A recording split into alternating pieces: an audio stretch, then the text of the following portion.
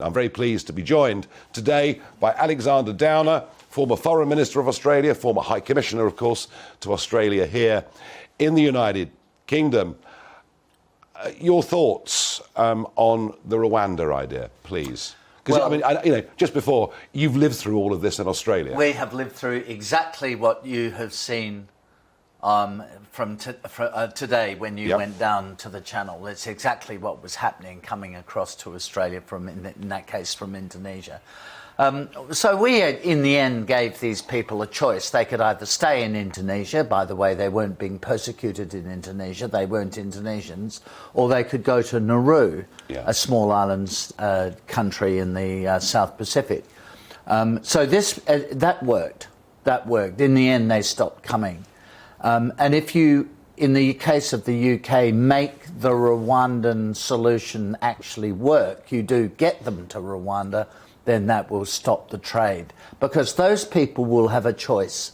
They can either stay in France, because they're not French people, they're not being persecuted in France, or they can go to Rwanda and can make up their minds, whichever they would like to do. And to Rwanda, it will cost them at least 3,000 euros to pay for the little journey on the little short journey on a very dangerous boat. But you used that island, but there was global condemnation of the Australian government for doing it, and there were stories, weren't there, of people there in Nauru being abused, getting mistreated. No, but not mistreated by the Australians. No. They were mistreating each other.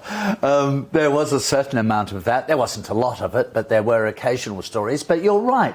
There was a huge campaign run against the Australian government. And it was the United Nations, it was the European Union. I think the British government were pretty critical as well. I don't remember whether the British government were or not, but maybe they were. I just can't remember that. But the European Union was very critical.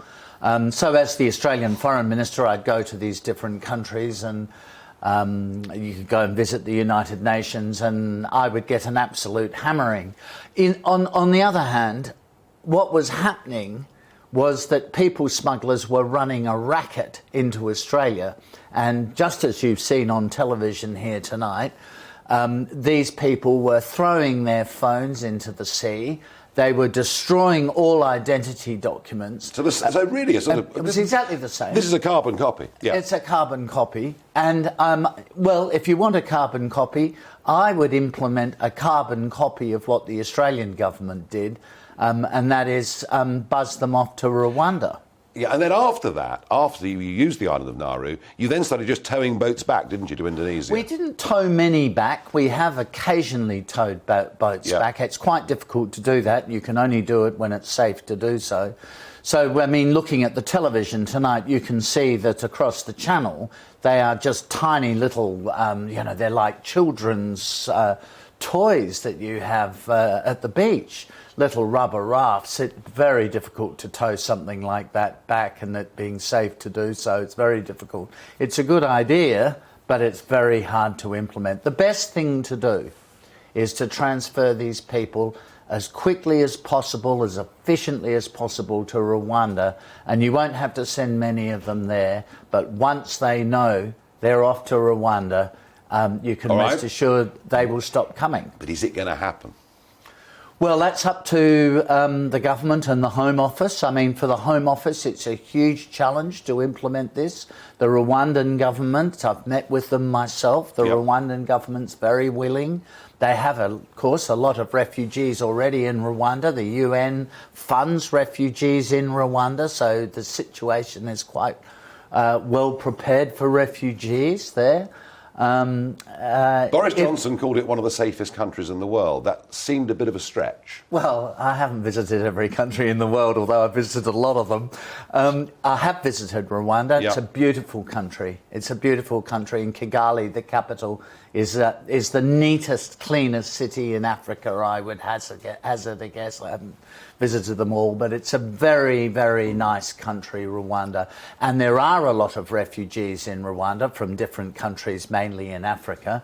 the UN does take people to Rwanda, the United Nations High Commission for Refugees, they will be protected in Rwanda. They won't be persecuted in Rwanda. No, well, clearly you think Priti Patel's right to have launched this policy, but it needs to happen. Right. And the first legal action has already been launched by one of the refugee groups.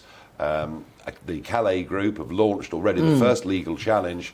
And I wonder, you know, with the Human Rights Act legislation we have in this country, I think it's going to be very, very difficult for us. Well, I think, you know, the question is how the government will go in the courts on this issue and the extent to which they will be able to deliver the policy legally. I mean, prima facie, it's completely legal. What's illegal, if somebody claims refugee status, is to return them to the country where they say they're being persecuted. Now, I think I'm right in saying more than 50 or 60% of the people who are coming to the UK across the Channel say they come from Iraq and Iran. Many of them are Kurds from Iraq and Iran. So you can't return them there. That would be illegal. But to send them to Rwanda, which is a signatory of the United Nations Refugee Convention, no, that would be legal.